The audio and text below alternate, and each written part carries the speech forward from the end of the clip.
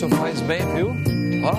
Please don't stop me till I'm through. Que lindo numa sexta-feira. This is something Ó. I hate to do. Mas chega a aquecer até o peito da gente, ó. We've been meeting here so long. Tudo isso pra você. Programa Bendita Hora nessa sexta-feira, meia nublada aqui em São Paulo, não é? Eu não sei aí onde você está, mas esse clima cai bem. Programa ao vivo, Bendita Hora, com convidados especiais. E essa música do Manhattan, Kiss and Say Goodbye. Que é isso, hein? Muito bem, minha gente, olha aqui, ó, começando esse programa. E vamos colocar tudo nele, né? Ele é a razão de tudo, por isso que tem músicas lindas assim, por dons de Deus que Ele dá, não é? Vem junto com o Padre Marcos agora. Em nome do Pai, do Filho e do Espírito Santo. Amém. Vinde, Espírito Santo, enchei os corações dos vossos fiéis e acendei neles o fogo do vosso amor. Enviai o vosso Santo Espírito e tudo será criado e renovareis a face da terra. Oremos. Ó Deus, que instruístes os corações dos vossos fiéis com a luz do Espírito Santo, fazei que apreciemos retamente todas as coisas, segundo o mesmo Espírito, e gozemos sempre da sua consolação. Por Cristo, Senhor nosso, assim seja. Quem como Deus? Ninguém como Deus, irmãos. Muito bem. Olha aqui, ó. Convidados. Aqui, uma já veio com o padre, que é maravilhosa. Vamos começar por lado direito, começar por ela. Gente, ela é uma dermatologista especial, muito competente, o padre conhece bem ela. Nossa querida doutora Luciana Macedo, que é graduada em medicina, referência em cosmetria e laser. Não tem pra ninguém, não. Doutora Luciana, a senhora é muito querida sempre. Seja bem-vinda. Sempre um prazer estar aqui, padre. Sempre Obrigado, um prazer. viu? Você Obrigada ter aceito mais uma vez o nosso convite. Muito obrigada. Você é muito querida. Eu também. Muito bonita também. Muito bem. Ó, ele está vindo pela primeira vez aqui no nosso programa, pelo menos no meu aqui, né? Ele é um CEO da AMV Licitações, gente. Servidor público há 18 anos, especialista em licitações e contratos administrativos. Tenho a honra de tê-lo aqui no meu programa, ele, que é o Adriano Vidal. Adriano, Deus abençoe você. Seja bem-vindo, querido. Tamo junto sempre. Obrigado. Muito querido, obrigado, viu? Meu lado esquerdo, ela está vindo pela primeira vez. Ela é especialista em desenvolvimento humano. Está aqui, ó, com um grande trabalho que ela fez. Carreiras e também empreendedorismo. Ela é a Cláudia Cardillo. Claudinha, seja bem-vinda, querida. Deus abençoe. É uma alegria. Olha aqui, ó, daqui a pouquinho nós vamos falar o novo ser humano, hein? Dá pra mostrar aí, meu mineiro? Olha aí, ó. O novo ser humano. Olha aqui, ó. Daqui a pouquinho nós vamos chegar aí, tá bom? Claudinha, parabéns aí, tá bom? Obrigada. Gente, ele é para-atleta e campeão mundial. Pode aumentar essa música aí. Campeão mundial de para-jiu-jitsu. Ele é nada mais, nada menos do que Rodrigo Matoso. Rodrigo, que alegria. Seja bem-vindo, viu? Prazerzão estar aqui. Obrigado aí o convite. Que bacana, cara. Obrigado mesmo que você... Olha, mineiro, mostra aqui, ó. É umas medalhinhas aí que ele ganhou. Olha essas medalhas aqui. Parabéns. Pode aplaudir, gente. Olha aí, ó. Essas aqui são tudo de ouro. Tudo de ouro, Tudo de ouro. Campeão. Olha, chama os guarda-costas para ninguém roubar. Campeão mundial, hein, gente? Já nós vamos falar com ele também, tá? Muito bem. Agora, você sabe que a Rede Vida está celebrando os 30 anos dela nesse ano 2025, não é? Então, nessa comemoração dos 30 anos da Rede Vida de televisão, nós estamos revisando aqui um pouco da nossa história. Então, esse VTzinho que você vai ver, ele é curtinho. De hoje vai mostrar um pouco da vida de um dos nossos fundadores aqui, nosso querido Dom Luciano Mendes de Almeida, gente. Vamos dar uma olhadinha? Dá uma olhada aí.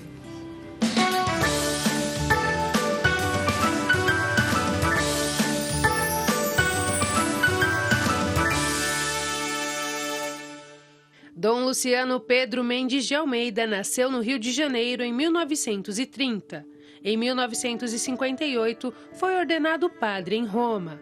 Em 1976, se tornou bispo. Entre 1987 e 1995, ele foi presidente da Conferência Nacional dos Bispos do Brasil. Foi nessa época que João Monteiro de Barros Filho procurou o amigo e bispo e pediu sua ajuda para fundar a Rede Vida de televisão. Dom Luciano estendeu as mãos para João e assim ajudou na fundação da emissora. Nós queremos que esse serviço seja iluminado pela nossa fé, pela palavra, pela vida de Jesus Cristo, portanto, por sua mensagem de amor, de paz, de vida e de esperança.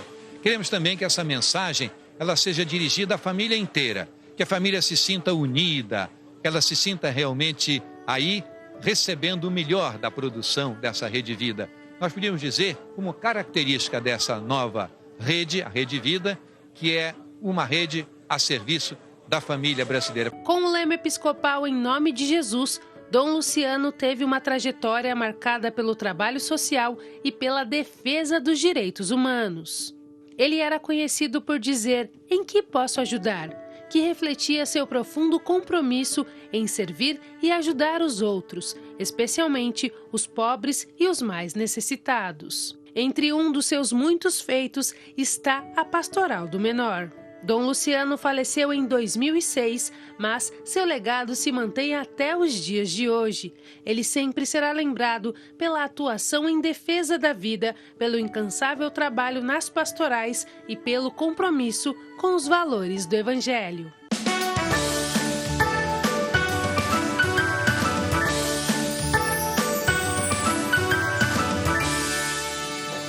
Um grande instrumento aqui para a Rede Vida e Televisão, Dom Luciano, grande instrumento de amor, viu?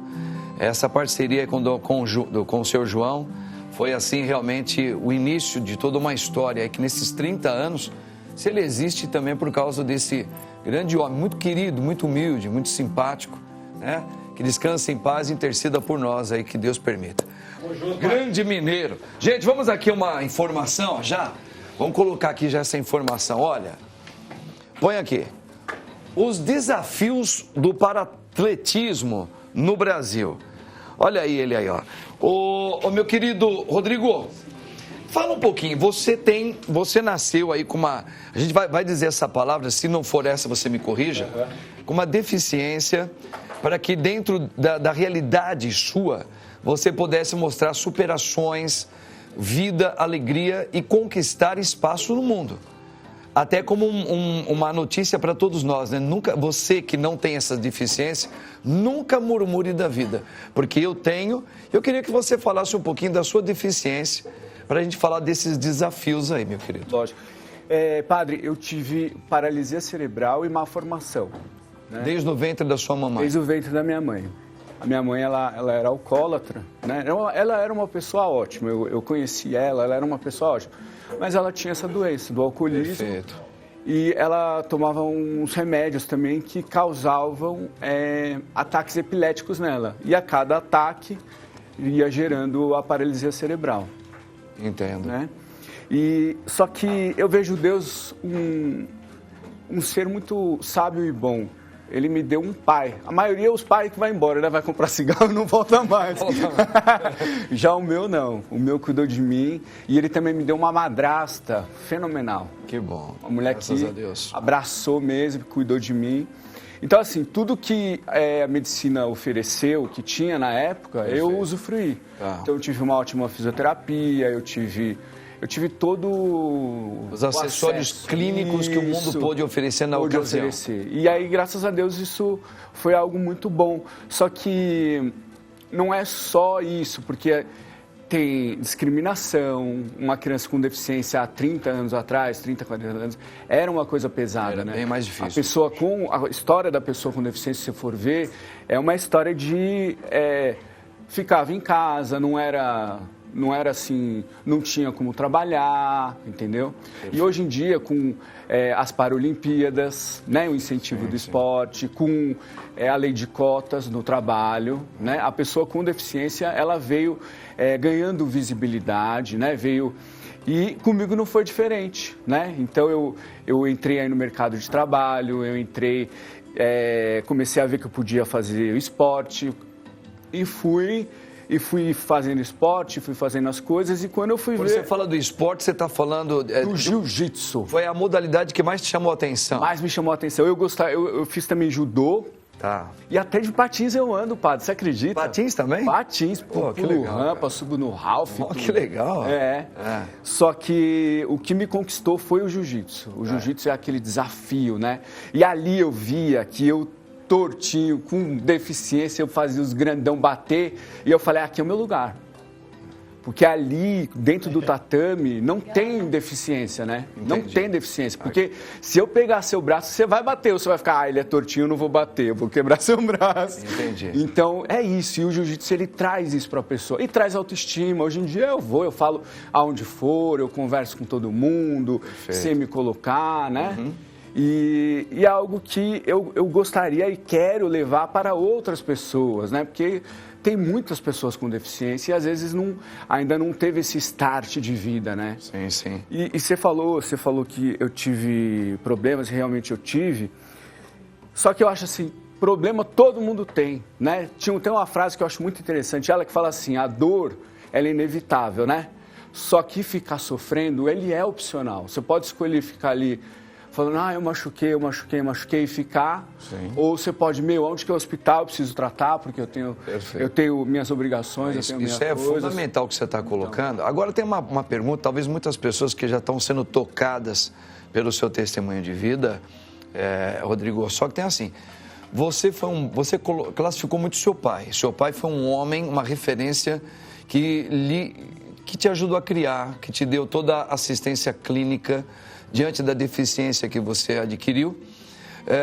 Mas, assim, para esse reconhecimento, para você colocar os pés dentro de algo que você gostou, que foi o esporte, será que, vamos dizer, numa comunidade menos favorável, um garoto, uma garota que também tenha uma deficiência como você acabou falando sim em partes. Hoje o mundo está dando uma visibilidade maior. Sim. Mas será que o pai ou a mãe, se às vezes não tem essa condição, há possibilidade dessa pessoa também ter, como você teve, um reconhecimento dentro do esporte e ser campeão mundial ainda por cima? Tem, lógico que tem. Você acredita que uma pessoa muito pobrezinha também pode... Tá. Pode. Inclusive, eu tenho um projeto social e lá não paga nada para treinar. Entendi. A pessoa vai lá e treina. Tá. Entendeu?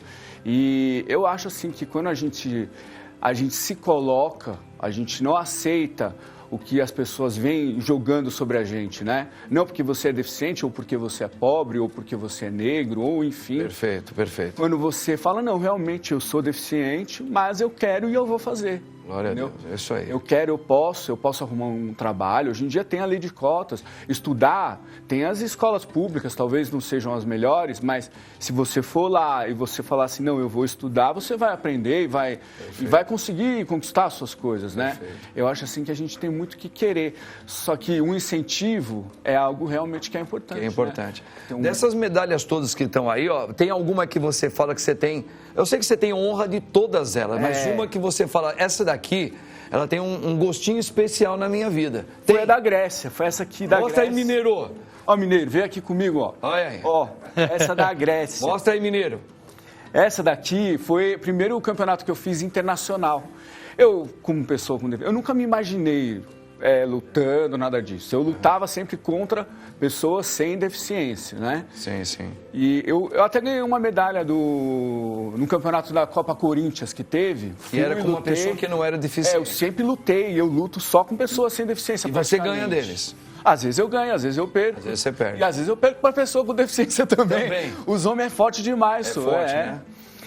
Só que essa da Grécia, ela abriu muitos caminhos para mim. Ela descortinou você pro mundo. E não, eu me vi lá na Grécia, falando inglês. Do you speak English? Meu pai! Please, I need help. E eu fui embora e fui me virando, consegui. Lá eu andei de ônibus na Grécia, fui para cima e para baixo. E, foi muito legal. Foi assim, uma experiência que Sim. Sabe assim? E aí eu falei, marcou. meu, legal, eu quero mais, entendeu? E quero.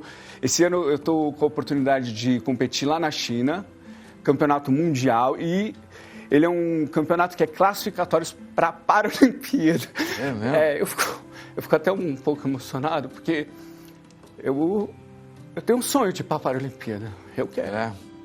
Então, desculpa, a sua idade qual que é, Rodrigo? 42. Você tá novo ainda, você ainda vai... Tomara. Você vai, né? É, mas nem que seja assim, nem que eu esteja abrindo caminho para os que vêm atrás. Perfeito. Já é uma grande medalha Eu que você vai conseguir. Então, essa daqui eu já fiz, porque esse foi o primeiro... Foi o primeiro passo no caminho paralímpico. O para-jiu-jitsu não entra nas Paralimpíadas ainda. Entendi. E aí a gente está brigando para entrar, entendeu? E eu tô dentro desse negócio. Então isso é algo assim muito legal, que mexe muito comigo, sabe? Vai Por isso conseguir. que Se ele eu quer, vou ele vai conseguir. conseguir. Vai sim. Em nome de Jesus eu vou. Rapaz, eu tenho o maior orgulho de você, não é por causa da sua deficiência, não, pela sua hombridade, pela sua coragem, pela sua determinação, né? Eu acho que qualquer ser humano, seja ele deficiente ou não, que a gente vê determinação no que ele faz, tem que ser descortinado para o mundo inteiro. Sim. Né? Independente de ganhar medalha ou não, né? Porque muitas vezes a vitória não é por causa de uma medalha, né? A vitória é quando você nunca desiste de algo e você acredita sempre. Esse é o legado que você está deixando aqui para todos nós, inclusive para mim, que sou padre, né? Que não tenho essa deficiência física, mas eu tenho outras deficiências na vida. Como todos, né? Todos nós. Isso aí. Grande Rodrigo. Pode aplaudir o Rodrigo aí, ó. Ei, tá pensando o quê? Grande Rodrigo. Gostei demais de você. Vamos aqui mais uma notícia aqui, gente, ó. Da escola ao hospital do bairro.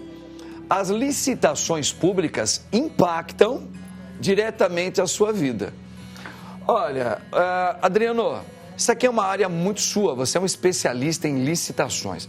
Acho que seria legal, para você explicar um pouquinho esse impacto, até para os telespectadores entenderem um pouquinho mais, qual é o fundamento, qual é a importância de uma licitação para a gente entender o que ela pode ocasionar de uma escola ao hospital na vida de qualquer um de nós.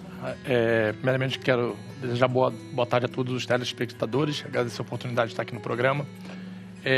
Hoje, tudo que acontece em torno do país depende de uma licitação pública, né? Seja ali, no caso, o tema ali que fala da escola, o hospital. Se você não tem um órgão com a capacidade, profissionais qualificados para poder fazer o processo licitatório, que é todo um planejamento, que são etapas para você chegar aos finalmente. O que é o finalmente? É você ter uma empresa que vai entregar aquele determinado material, seja o remédio, seja o alimento. Só que para tudo isso acontecer, precisa o quê? Ter um processo, projetinho, ter uma transparência e, é claro, uma fiscalização. Sim. E eu, como especialista, né, quando eu entrei no mundo das licitações, eu comecei a assistir um programa que falava assim, cadê o dinheiro que estava aqui? E aí eu comecei a ver aquele programa e eu fiquei com aquele negócio na cabeça. É tanto dinheiro que o país tem, né? E pessoas fazendo uso por estar em determinados locais, né? Desviando o dinheiro para se beneficiar. Daí surgiu esse desejo de criar, abrir uma empresa e trabalhar a maneira correta, ensinando não só os órgãos públicos, que é quem faz o processo licitatório, perfeito. E aí eu falo de maneira geral para qualquer tipo de objeto, né? Como também para as pessoas que participam do processo licitatório. Hoje o Grupo MV Licitações, quero até aproveitar a oportunidade, mandar um abraço para toda a minha equipe que está nos assistindo, do Grupo MV Licitações. Quero mandar um abraço para minha esposa, Simone Gonçalves, que está me assistindo. Ela acreditou no projeto, porque na época, como eu sempre digo, né, tudo tem que ter transparência e tudo tem que ser levado aos portais das publicidades, né? Que são os jornais, os portais. E hoje, com a nova lei de licitações, tudo tem que ser publicado, né? Porque senão o que acontece? Falta a merenda nas escolas, falta o remédio para poder aquela pessoa que precisa de um remédio para poder tratar algum tipo de doença, fazer um tratamento. Então o que acontece? Se não tem uma fiscalização, se não tem uma pessoa para poder lutar, né, fiscalizar, o dinheiro público acaba indo pelos ralos. Perfeito. Ele é má empregado, ao invés de ser empregado da maneira que tem que ser. Porque é o dinheiro do quê? É do imposto que nós pagamos. Então, quando se fala ali, no caso, o tema foi hospital, né, e escola. Você imagina uma escola, né, num calor, uma cidade igual o Rio de Janeiro, Bahia, você ter uma verba destinada para equipar uma escola com ar-condicionados, ter ali uma cadeira, né, uma mesa confortável, digna para qualquer ser humano, é o mínimo que o ser humano ele precisa ter para poder ter o conhecimento. E aí, por causa, às vezes, de uma ou duas pessoas com má índoles, acaba desviando esse dinheiro para ter o benefício próprio. Comprar mansões, comprar carros do ano, comprar lanchas. Então, assim, eu, quando eu criei o grupo, até quando eu faço a seleção dos meus profissionais, eu procuro trazer pessoas íntegras. Eu trabalho com transparência. Tanto que também faço parte da equipe Sebrae, né? Quero mandar um alô aqui para o Grupo Sebrae. As empresas precisam desse trabalho também, porque elas são setorizadas, né? Exatamente. Então, também tem as suas filiais. E aí você precisa designar esses valores para cada local onde elas estão, na realidade que elas estão. Então precisa ter essa fiscalização com essas licitações, né? Porque se você não tiver a fiscalização, acontece algumas coisas nesse segmento de licitações, que é o superfaturamento. O que acontece? Você tem um preço praticado no mercado, e aí eles costumam fazer de uma forma que eles direcionam aquela licitação para determinado fornecedor, que é o empresário, né? Entendi. E aí esse próprio empresário tem amigos com eles que colocam o preço lá em cima. Como agora com a nova lei, agora é tudo eletrônico, o negócio está começando a ficar mais difícil. Mas antes, na época do presencial, era muito aberto e era mais fácil de ter essa situação de fazer uma licitação superfaturada, até 100% a mais do valor praticado no mercado. E isso, com certeza, onerava os cofres públicos. E esse trabalho que você faz aí, por exemplo, numa empresa, às vezes dentro de qualquer repartição onde as pessoas trabalham, onde entram recursos, e onde esses recursos precisam ser determinados, né? Sim. Pode-se contratar algo dentro dessa realidade sua, do seu trabalho? Sim. O que acontece? Eu vou falar um pouco dos dois lados, né? Tem um setor público, né, que vai fazer o processo licitatório, que é a demanda do que... Vou pegar um município, por exemplo. O que aquele município precisa comprar no decorrer do ano? Perfeito. Né? Então, é feito, né, um DFD, que é um documento de formalização de demanda, que hoje a nova lei de licitações exige, um estudo técnico preliminar, certo? E um plano de contratação anual, que seria o quê? Que seria uma verba, né, que é destinada de acordo com cada município, para você o quê? Não estourar aquele orçamento. Perfeito. Porque se você estourar o orçamento, vai sobrar para alguém. Claro. E geralmente estoura no mais fraco. E muitos municípios, infelizmente, não fazem isso. E nem sequer dão transparência ao que está sendo licitado, ou seja, adquirido. Seja o produto ou seja algum tipo de serviço. Entendi. Entendeu? Então, infelizmente, hoje o país está com uma deficiência muito grande. Então, nós fazemos esse trabalho de capacitar órgãos, né?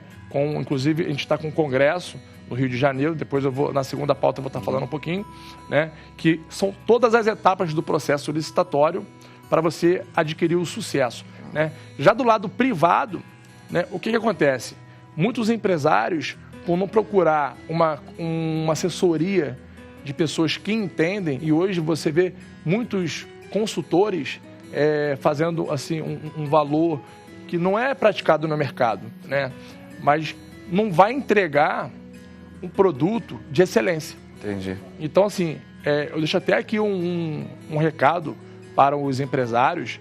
Antes de você contratar um analista, um consultor, procura saber quem é o analista, o currículo dele, quem está envolvido. Porque eu costumo dizer que a licitação tem que ter 3 pilares, né? Tem que ter um jurídico, tem que ter um analista e tem que ter um contador. O contador que vai emitir as certidões necessárias para você participar de determinada licitação, porque são séries de licitações, né? Tem que ter um analista que entende, que vai fazer a leitura do edital para saber quais são os documentos que vai utilizar naquela determinada licitação. e tem que ter também o jurídico para quando o bicho pegar, você ter uma pessoa para poder te defender. Excelente. Tá vendo, gente? Que bacana. Daqui a pouco ele vai falar um pouquinho mais, tá vendo? É uma explicação assim que vai mexendo até com a cabeça da gente pra gente entender melhor esse mundo. Ainda bem que aqui no Brasil não tem esses problemas aqui. Vamos lá. Eita, eu tenho medo de chegar, eu tenho medo até de chegar perto, porque você me torcer meu braço, cara. Pelo amor de Deus. E olha que eu também treino um pouquinho, hein? Não, Jesus? Tem que treinar. Gente, olha aqui, ó. O novo ser humano. Mais saúde mental na era digital. Presta atenção nesse desenho dos dedinhos que se encontram, gente. Você está pronto para o novo ser humano? O despertar consciente com mais tecnologia e mais saúde mental? Pois é, gente. Tá aqui, ó, a nossa querida Cláudia, com esse trabalho dela aqui. Cláudia, primeiro assim, nós estamos vivendo essa era realmente digital, agora da inteligência artificial, que até o nosso Papa Leão, é um dos discursos dele, ele estava colocando um dos motivos do nome Leão, por causa, na época, Leão XIII teve a Revolução Industrial e isso mexeu muito com a sociedade, lesando muito o trabalhador, o ser humano em si, nas suas áreas de competência profissional, né? E agora a inteligência artificial, se ela não for usada, por isso que eu gostei dessa questão aqui, ela veio para nos ajudar como seres humanos em muitas coisas, não só ela, como as outras atividades digitais. Por isso, os dois dedinhos aqui, ó, o dedinho do Criador lá na Sala Sistina, tem esses dedos do Criador com o outro aqui, aquela que ela colocou de um robozinho, tipo um robô, né? Agora é o nosso momento de dar vida à era da inteligência artificial. Você mencionou da Revolução Industrial, né, e do Papa Leão trazer essa questão. Foi. Naquela época, as pessoas que não estavam acostumadas com o ruído, né, toda aquela movimentação nas ruas das máquinas, elas passaram a ter problemas de saúde mental. Porém, não era descoberto ainda naquela época e não com esse nome. Mas imagina as pessoas viverem num mundo em que se ouvia pássaros e muito o roer da roda na rua, né? Aquele ranger da roda na rua, passar a ouvir máquinas. Então, desde aquela época, a gente já tem o despertar dos surtos psicóticos, né? Dos transtornos mentais por causa dos barulhos. Perfeito. A nossa era agora, desde a década de 70, nós estamos vivendo esse despertar da era da tecnologia.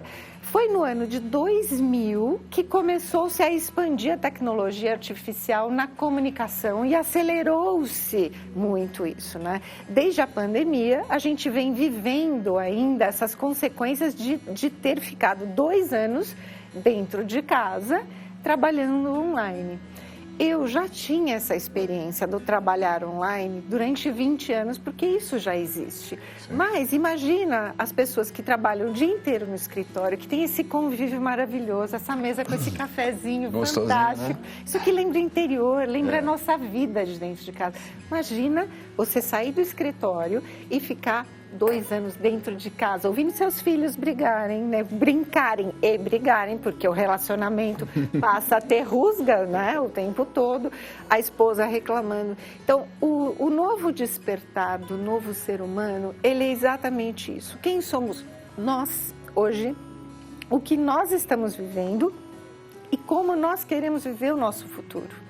A partir do momento que a gente tem essa consciência que nós precisamos viver no online o dia inteiro, a gente passa a viver diferente no offline. E esse livro, eu convidei 30 autores, inclusive o prefácio é do Dr. Cláudio Lattenberg, presidente conselheiro do Hospital Modelo na América Latina, que é o Albert Einstein. Ele fala sobre espiritualidade, ele não fala sobre máquinas. Embora ele tenha os livros que ele aborda a inteligência artificial, ele tem essa sensibilidade. Então, nós vivemos um momento em que nós estamos no ano da virada, que é o ano de 2025, todos nós precisamos nos qualificar nas nossas áreas com a inteligência artificial. Então, a gente precisa entender, de alguma forma, que a gente vive no online, sim, o dia todo. Mas esse avatar ele é no online. Quando nós estamos, como aqui, todos reunidos, nós precisamos ter essa consciência. É verdade. Claudinha, você sabe que você está falando algo assim que a gente vem percebendo isso mesmo. Essa conduta do profissionalismo nosso, a gente precisa estar usando mais e mais o digital. Eu estava até falando com a menina da catequese, que tem uma que se formou para criar mecanismos para passar para os pais e para as crianças usarem, para terem uma catequese online também, não deixando de vir presente, mas usar na sala de aula. Como um apoio. Como um apoio. Então, ela cria meios dentro do digital, onde a gente encaixa o que nós estamos vivendo aqui, ali. A criança vai fazendo na hora ali, como se fosse uma pintura. Que delícia. Então, isso é importante. Só que na hora que a gente vai almoçar, pode reparar que as pessoas hoje procuram mais. Você falou do cafezinho. Os restaurantes estilo mineiro, que é rústico. As pessoas, quem está podendo, está buscando comprar chácaras, sítios, porque quer ouvir o barulho de passarinhos. Que não é barulho, que né? Não que é música para os nossos ouvidos. É música. Antigamente falava barulhinho, mas é uma maneira de dizer.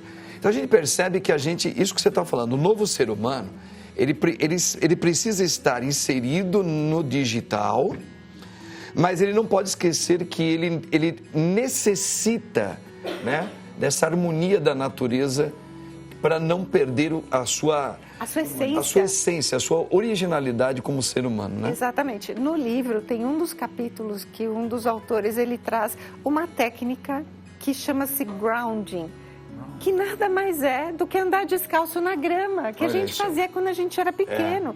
Mas a gente precisa resgatar essa originalidade da natureza para que a gente possa se encontrar novamente. Então, o que eu percebo, e na minha percepção, é por isso que eu coloco a minha percepção, existem 3 tipos de ser humano. Aqueles que já despertaram e, como você, já falam para milhares de pessoas com consciência, né, com responsabilidade do que elas precisam. Aqueles que ainda estão despertando e que em algum momento da vida vão despertar.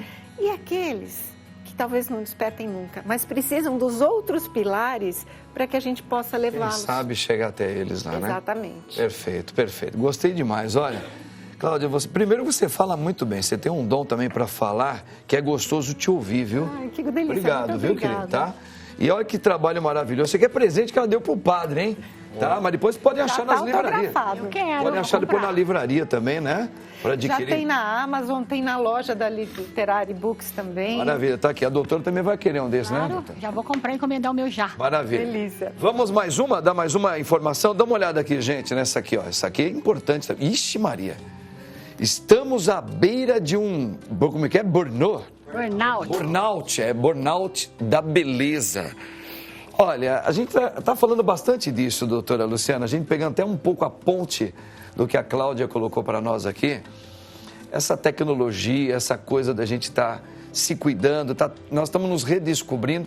Fala um pouquinho, por que estamos à beira de um burnout da beleza? Primeiro, muito obrigada por estar aqui, porque, olha, hoje os convidados estão, assim, incríveis. Adorei licitação, quero o teu contato, adorei você falar sobre deficiência e para esporte, para jiu-jitsu. Adorei você, Cláudia. Eu e olha também só, gostei muito. linka muito com o que a gente está falando, porque realmente hoje a gente acabou de sair de uma pandemia, que é um movimento de uma grande transformação social. E o que a gente está vendo hoje em relação à beleza? A gente conversou da outra vez sobre os excessos que a pressão estética tem trazido para a gente. Então, hoje em dia até eu brinquei, né, gente? Eu preciso ir lá no programa do padre, estou com uma raiz aqui, preciso pintar o cabelo. Olha a pressão estética que eu mesma... Estamos muito pressionados com o externo, eu sofri para poder vir aqui, mesmo eu advogando uma questão de beleza consciente, que nós conversamos e vamos retomar isso. Mas a grande questão que a Cláudia já puxou o gancho é os grandes movimentos que a gente teve muitos movimentos mundiais que provocaram transformações muito grandes. Então, toda a transformação da humanidade que a gente já teve sempre foi precedida por grandes catástrofes ou crises, por exemplo, grandes guerras, né? Então, grandes questões, a Revolução Industrial, a Revolução Sexual da década de 60, que mudou comportamentos. A pandemia, o que ela fez com a gente? Ela fez com que a gente se visse de frente com a nossa imagem. Então, aí e teve aquela década das Victoria's Secret também, aquela magreza excessiva. Sim. E as pessoas querendo ficar mais bonitas e mais jovens, com um padrão de beleza inalcançável. Inalcançável. Aquelas mulheres magérrimas. E na pandemia, olha que coisa interessante, todo mundo ficou lá 2 anos, né, parado, em casa, online. Nós tivemos que parar de trabalhar, mas o mercado de saúde pôde ainda voltar mais cedo. E a gente teve uma demanda reprimida, padre, em que nós, depois assim, de alguns meses, os pacientes voltaram correndo para os consultórios para fazer a harmonização, para preencher, para fazer tecnologia. Mas isso foi levando ao longo do tempo. Hoje, o mercado vive uma grande exaustão psicológica devido à pressão da indústria. Porque assim, a gente teve esses movimentos todos que foram involuntários, né? Movimentos da natureza, revolucionários, evolucionistas, mas muitos movimentos desses foram causados pela pressão da indústria. E a indústria da beleza, da tecnologia... A figura ideal, né?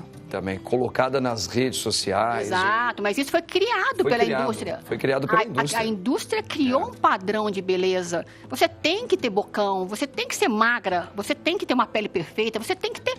Não pode estar flácida. Tem que ter um corpo musculoso para os homens, para as mulheres tem que ter o cabelo assim. Enfim. Então, você tem que ir. Você não tem nada. Perfeito. Por isso que vem aquela questão que eu, como dermatologista cristã, a gente conversou sobre isso, mudar o paradigma do que a gente tem. A gente tem que voltar às origens, à nossa essência. É o que a Cláudia falou, que conecta muito bem. A gente precisa voltar a entender quem somos nós. Lembra que eu falei que eu sou mineira, padre? Além de ser mineira, eu sou São Tomé também. E para Creva contar para você depois sobre isso. Eu acho que a gente tem que retomar a essência. Quem somos nós? E o que a gente precisa expressar? Realmente. É aquele padrão de beleza ou quem a gente é e a gente deve expressar a nossa personalidade sem esses exageros. Ninguém mais quer essa exaustão. Maravilha. Tá vendo, gente? Olha que gostoso ouvir esses papos assim de alto nível mesmo, né? E a Rede Vida aqui está trazendo isso nesses 30 anos dela. Gente, vamos lá, ó, nosso tempo tá correndo assim, né? E o padre gosta de conversar e gosta de ouvir vocês, mas nós vamos ter que correr um pouquinho aqui. Olha aqui, ó. Do micro ao macro. Pequenas empresas e licitações. Que estratégias adotar para competir com grandes fornecedores? Tem alguma estratégia assim mais básica, meu querido Adriano, para competir com os grandões aí? Com os Pelés da vida? Ficaram até de colocar uma foto ali, uma imagem de um evento. Não sei se vai entrar ali. Tem aí uma foto do evento aí? Olha lá, vamos ver aqui, ó. Vou abrir o leque um pouco. Olha lá, pronto. É esse aí? Isso, esse aí. Então, o que acontece? O mundo das licitações, existem licitações que são exclusivas para pequenas empresas. Certo. Se enquadra o MEI, a microempresa e a empresa de pequeno porte, que são por exclusividade, né? E também existem licitações que é de ampla concorrência, onde entram os MEIs, a microempresa, a empresa de pequeno porte e as empresas grandes, que têm uma potência maior para poder atuar ali e, com certeza, ela vai ter mais fôlego na hora da disputa dos lances. Eu costumo dizer que não é o fato de você ser grande que quer dizer que você vai ganhar todas. Entendi. Aí eu entro na questão de você ter uma boa assessoria. Porque com a nova lei tem diversas coisas ali que você pode utilizar a seu favor e na hora da licitação você utilizar isso ao seu favor. Eu posso dar um exemplo, empresas que declinam muito mais o preço, declinam demais o preço. A microempresa, se ela ficar numa porcentagem ali em segundo colocado do primeiro, os 10%, existe uma lei chamada Lei Complementar 123/de 2006, que vai dizer o quê? Que a microempresa, a empresa de pequeno porte, né, e o MEI, ele tem direito a um único lance, para poder cobrir esse lance da empresa grande. Entendi. Entendeu? Então, outra coisa que ele tem de vantagem numa licitação, os documentos fiscais e trabalhistas, se ele tiver vencido, ele tem a prerrogativa de 5 dias para poder atualizar e encaminhar para, no caso, o órgão ali que solicitar. O órgão tem que abrir esse prazo para ele poder pegar e verificar se essa empresa está ok, né? Mas eu gostaria de falar um pouco sobre esse evento né? E destacar até um grupo que eu faço parte, que é o Grupo Repalc, né? Que é uma rede de especialistas, né? A Repalc é uma rede, são especialistas que eles escrevem artigos, assim como livros, são pessoas renomadas, né? Rede avançada de pesquisas em licitações e contratos, né? O nome é Repalc. E esse congresso que vai acontecer no Rio de Janeiro, dos dias 29 de julho a 1º de agosto, ele vai tratar desde a fase do planejamento estratégico até a fase final. E pela primeira vez no Brasil, este congresso vai tratar as duas leis de licitações, que é a Lei 14.133/2021, a Lei 13.303/2016. E para aqueles que não conhecem o mundo das licitações, têm vontade, interesse de conhecer e até mesmo se tornar um profissional e, com isso, ter uma renda, trabalhar com isso. Perfeito. Nós vamos ter um dia exclusivo com o professor Éder Balduco, que é um especialista ali, que vai trazer todo o lado do fornecedor, de como você deve atuar para ter sucesso nas licitações e aumentar o seu faturamento. Que legal, bacana. Então, assim, é um evento completo, é um marco histórico no país. É o primeiro congresso desse que vocês estão fazendo? É o primeiro congresso, né, em 1 ano e meio aproximadamente de empresa. Sim. E participei de diversos congressos e nunca houve essa questão de juntarem as duas leis e ainda ter uma parte para o fornecedor. Que bacana, né? Então, eu vendo os congressos e participando, até hoje nenhum empresário teve a ousadia, digamos assim, e aí eu puxo o mérito para mim, porque eu tentei casar, né? Foi um casamento, né? Das duas leis e ainda botar o lado privado para ficar meio que um debate e as pessoas ali poder tirar todas as dúvidas possíveis. E é o primeiro congresso onde a pessoa que participar, ela vai poder assistir os 17 palestrantes. Porque é um congresso aberto, dinâmico, onde você pode tirar suas dúvidas em tempo real. Eu vi que tinha 3 mulheres lá também, no meio daquela rapaziada toda lá, arrebentando a boca do balão. A mulherada tá em todas. Ainda parabéns para ela nesse congresso aí. Parabéns, Ana. Ó, vamos aqui mais uma informação importante. Olha aqui, gente. Ó, bacana, hein? Para jiu-jitsu, a conexão entre corpo e mente. Cara, essa coisa aí, eu lembrei da família... Como é que é? Gracie. Gracie. Você é fã dele lá? Você curte? Ou tem alguma outra referência? Eu gosto deles, mas gosto também do Fadas. Eu vejo o jiu-jitsu como uma ferramenta, tá, de transformação de vida. Que foi o que aconteceu comigo. E é o que eu vejo. Eu dou aula muito para criança. Você vê a criança aí, tá bagunçando, fazendo tudo. E a criança, você vai vendo o jeito dela olhar, o jeito dela se portar, ela vai se transformando. O jiu-jitsu faz isso. Em todo mundo. Mexe muito com a mente, porque você tem que estudar muito você e o outro. É uma disciplina, né? É disciplina. Consciência corporal, né? Você sabe até onde o seu corpo aguenta. E ele é um esporte muito interessante, porque ele te ensina a perder. Porque é justamente a submissão, né? Isso é importante, hein? Ele te ensina a perder e te ensina a ter empatia com o seu adversário, porque assim, pelo menos eu penso assim, tá? Eu não me vejo machucando alguém. Eu acho assim que esporte é respeito, né? Como se fosse um samurai, você respeita ali o seu oponente, ele é um esportista como você, não é o seu inimigo, então... Entendi. E se você machuca alguém lá no seu treino, o outro treino ele não tá. E jiu-jitsu você não faz sozinho, você sempre precisa de mais alguém. E quanto mais forte for o seu adversário, mais forte você vai ficar. Entendo. Alguém que não te bate, não te gera desafio, né? Se a pessoa, você vai, bate, quando você vai aprender? Nunca, né? São técnicas importantes. Eu gostei desse papo que você falou aí, esse assunto, te ensina a saber perder, sem desistir. Sem desistir. Com resiliência, né, padre? Com resiliência. É submissão ou resiliência? É os dois. Porque assim, a pessoa me bate hoje, eu falo, quinta-feira que vem quem vai bater sou eu. E aí eu vou pensar. Vai estudar o outro, vai estudar você, onde eu errei. Você começa a falar, puxa, faltou só um pouquinho, eu tinha que ter segurado aquele braço e aí eu ia conseguir. Se eu fizesse aquele movimento ia dar certo. Aquele giro com a perna e assim ia, né? E o jiu-jitsu, ele é totalmente assim, adaptável, ele vai mudando e evoluindo. É uma coisa assim... Que bacana, que bacana. É apaixonante. Parabéns. Parabéns, meu Rodolfo. Tá? Isso aí é muito lindo que você está falando e para nós, até para a nossa vida, né? Sim. Acho que eu vou até fazer também jiu-jitsu depois também. Acho que eu vou Pode fazer, eu recomendo para todo mundo, para criança. Também. Tem seu filho. Eu tenho 2 filhos, vou até falar deles, o Henrique e o Benício. Mandar um beijo para eles, que eles estão lá em casa, provavelmente estão me vendo, e para minha esposa, a Andresa. E eu temo, eles não gostam de futebol, você acredita? Ué, é o gostinho deles também, né? Tá certo. Beijo pros 2 aí, hein? Ó, papai é espetacular, o padre tá gamado nele aqui. Vamos ver aqui outra notícia aqui, minha gente, ó. Futuro da beleza. Como tratar flacidez e rugas sem perder as características naturais. Isso aí eu acho legal, hein? E sem mudar quem você é. Doutora, você é um capricho buscar você no seu trabalho, porque você se preocupa muito com isso. Eliminar aquilo que tá te deixando assim meio triste, mas sem perder a sua característica. Eu acho que isso aí que é o seu diferencial. Com certeza, padre. Acho que todo mundo deve ter assistido esse filme, né?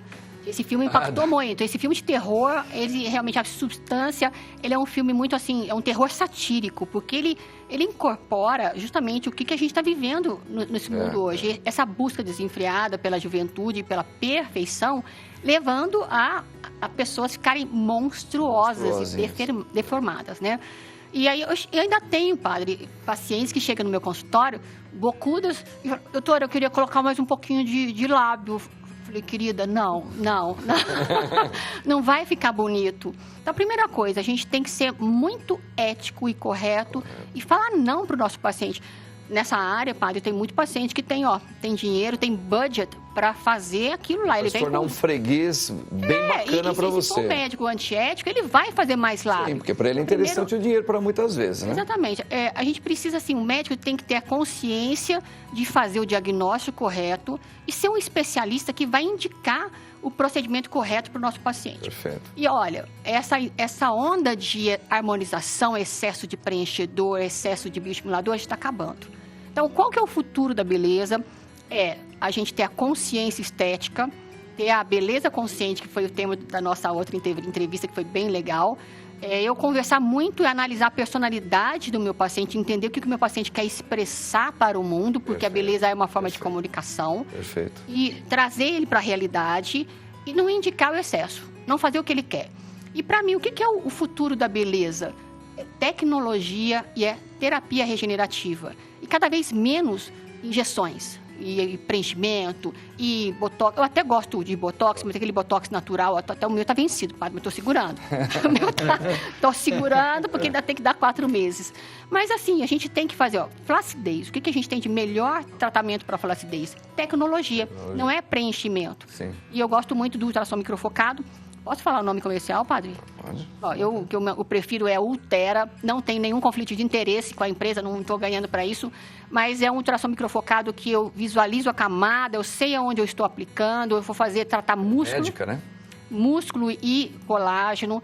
E assim, é natural, é a energia do aparelho lidando com a minha energia.